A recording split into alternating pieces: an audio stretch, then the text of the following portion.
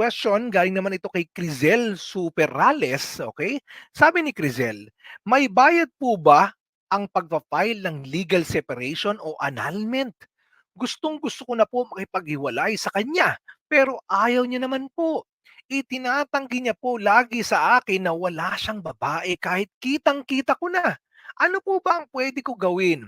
Hirap na po kasi ako sa sitwasyon naming habang magkasama kami at may mga anak po kami na dalawa. Ayan, na hirap na raw si Crizel doon sa kanilang sa pagsasama, no? At gusto na niyang makipaghiwalay.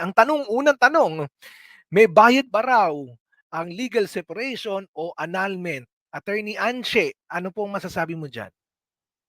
Opo. Actually, ang gusto ko Yun, talagang sagutin na tanong is, hindi po libre ang pagfa-file ng legal separation or yun. annulment. Meron po tayong babayaran sa korte na docket fee at kung sakasakali po tayo ay kukuha rin ng abogado, magbabayad rin po tayo doon. So ito po ay hindi Yun. libre. So yun po ang unang tanong niya. Although doon po sa kanyang tanong, gusto ko rin po sanang ipaliwanag na magkaiba po ang legal separation at annulment. Kasi Mhm. nabanggit niya, pwede bang mag-file ako ng legal separation o kaya naman annulment. Sa legal separation po, ibig sabihin po nito, kayo po ay mag-asawa na maghihiwalay na, kumbaga isi-set aside niyo po ang inyong marital obligations. So sa ngayon, kasama dito yung pagsasama ng sa isang bahay, at the same Mm. time yung properties na ma-acquire ng spouses. So ito rin po ay mahati. Ito po ay for legal separation. Pero bago Yun. po magkaroon ng legal separation, there must be grounds or Mhm. circumstances para ito ay mag-grant. So nabanggit ni nanay dito kanina na pambababae or parang nakikita niya na ng mababae si mister pero tinatanggi at tinatanggi nito. Kung makikita Mm. po natin, isa po sa ground ng legal separation ay yung pambababae or sinatawag po nating sexual infidelity or perversion. So, pwede Mhm. pong gawing ground po ito sa pag-file ng legal separation. Tandaan rin po Hmm. natin at pag nag-file po tayo ng legal separation, this is a petition. So, dadaan po ito sa korte mismo at ang korte lang po ang makakapag-decide kung kayo po ay legally separated na o hindi. So, hindi po ito pwedeng Mhm. pagkasunduan ng mga mag-asawa, o hiwalay na tayo, ayoko na. Yun, Hindi po pwede. oo. Kailangan po talaga meron ditong court order para ma-acknowledge na kayo po ay legally separated na. Pero isa Ayun. pa po, hindi po dahil legally separated na kayo ay pwede na kayo ulit mag-asawa. So although there is no Hmm. more marital obligation among each other nung spouses, there is still a valid marriage. So existing pa Yun. rin po na kayo ay kasal. So pinoprohibit po na kayo po ay magpakasal ulit sa ibang tao, otherwise this will be considered as bigamous marriage. This is a Hmm. criminal case, so maaari po kayong makulong. For annulment naman po or declaration of nullity of marriage, ito naman po yung para sa mga gusto ulit magpakasal. So ang Mhm. mangyayari po is there is an existing marriage at i-invalidate po natin yung marriage na yon based on different grounds. Pwede po from the first place, walang consent. Pwede rin po technical grounds na hindi siya nakakuha ng marriage license. So you can Mm. file a case to nullify that marriage but only within a period of I think 4 to 5 years. So pag lumagpas na Mhm. doon, hindi nyo na po pwedeng i-ground yon. But if in case po na ang tingin nyo, yung kinakasama po natin, yung asawa po natin, hindi siya prepared or hindi po siya ready into a married life, maaari pong ipasok dito yung Article 36, psychological incapacity.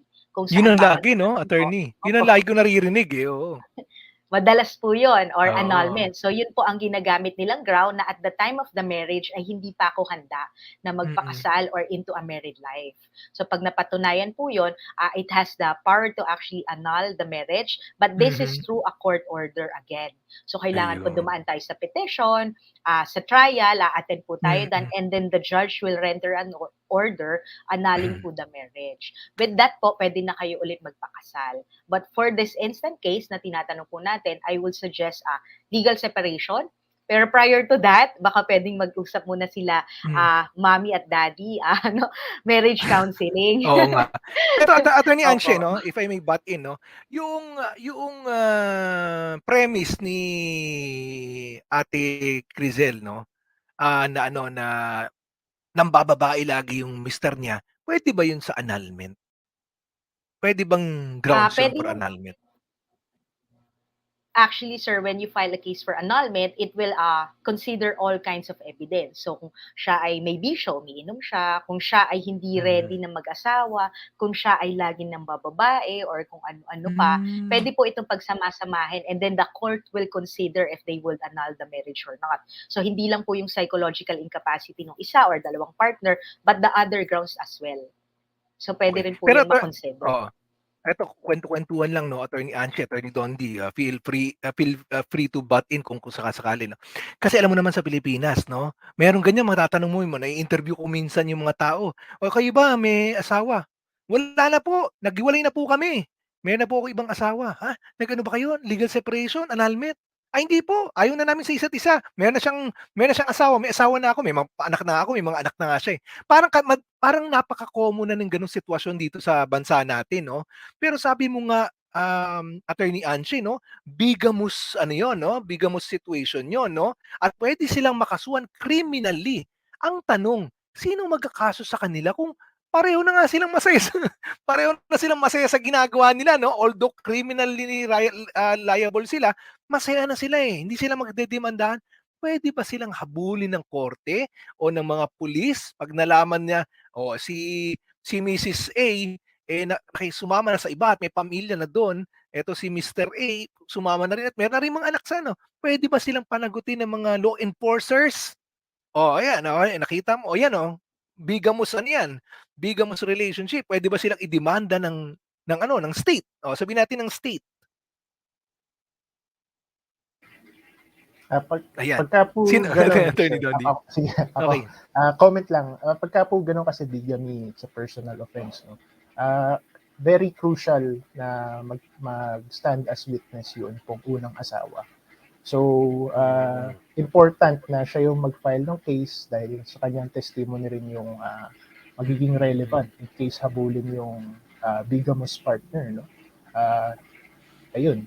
So, baka Pero important siya. puwede ba mag-initiate ng kaso ang estado o kaya ang kahit sinong law enforcement agency 'pag may mga ganyang sitwasyon o yung asawa mo lang na ang puwedeng maghabol sa'yo ng gano'n?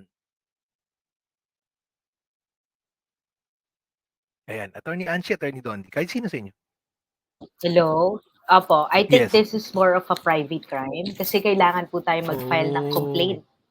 So, sino ayun na po ang nga. magko-complain? It's either sino po ba yung offended party, which is the wife or the husband, Ayun. kung magfa-file po tayo ng Mm. bigamous marriages. However, there are instances po kasi what we call illegal marriages. So, ito ay Mhm. aside pa sa bigamous marriage na pwedeng Mm. mag-file is yung husband or yung wife, pwede rin po state mismo ang mag-prosecute. So, for Hmm. example, dito po sa Pilipinas, hindi po inaalaw yung mga polygamous marriages or parang 3 kayo na ikakasal o kaya Oo. 4 kayo na ikakasal.